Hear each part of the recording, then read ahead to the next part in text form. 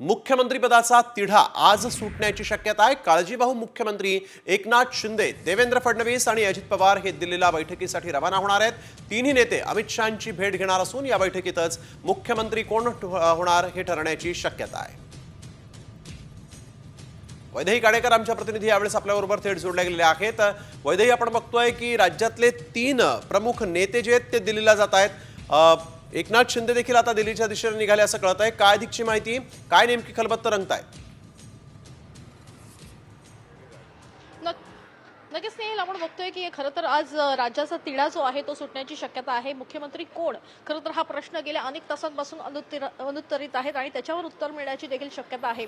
दिल्ली येथे ही महत्त्वपूर्ण बैठक होणार आहे, पण तत्पूर्वी आपण बघतोय की मुंबई एअरपोर्टवर जे आहेत त्या मोठ्या प्रमाणात हालचाली सध्या झालेल्या बघायला मिळतात। आपण बघतोय की मुंबई एअरपोर्ट परिसरामध्ये मी आहे आणि याच ठिकाणी खरं तर भाजपचे आमदार आणि नेते रवींद्र चव्हाण सध्या पोहोचलेले आहेत। रवींद्र चव्हाण या ठिकाणी दाखल झालेले आहेत मुंबई एअरपोर्टवर आणि काहीच वेळेमध्ये काळजीवाहू मुख्यमंत्री एकनाथ शिंदे आणि उपमुख्यमंत्री जे आहेत ते देवेंद्र फडणवीस या ठिकाणी दाखल होतील।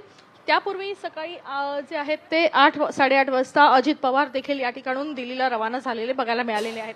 त्याच्यामुळे निश्चितच महाराष्ट्राच्या राजकारणामध्ये मोठ्या हालचाली सध्या दिसून येत आहेत आणि एकूणच मुख्यमंत्री कोण या संदर्भात खरं तर अनेक प्रश्न उत्तरं सध्या पाहायला मिळत आहेत। मुख्यमंत्री कोण होणार, मुख्यमंत्री भाजपचा होणार की शिवसेनेचा होणार, मुख्यमंत्री मराठा चेहरा होणार की कुठला अन्य चेहरा होणार, या संदर्भात देखील अनेक खरं तर चर्चा सध्या केल्या जात असल्याची माहिती मिळत आहे।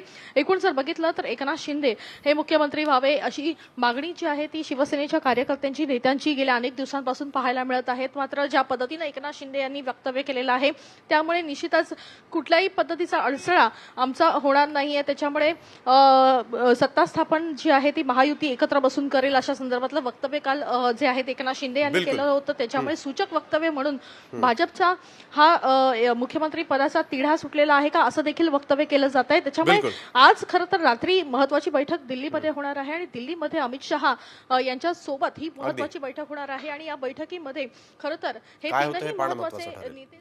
नक्कीच धन्यवाद वैदेही, आपण दिलेल्या सविस्तर माहितीसाठी। तर केंद्रीय गृहमंत्री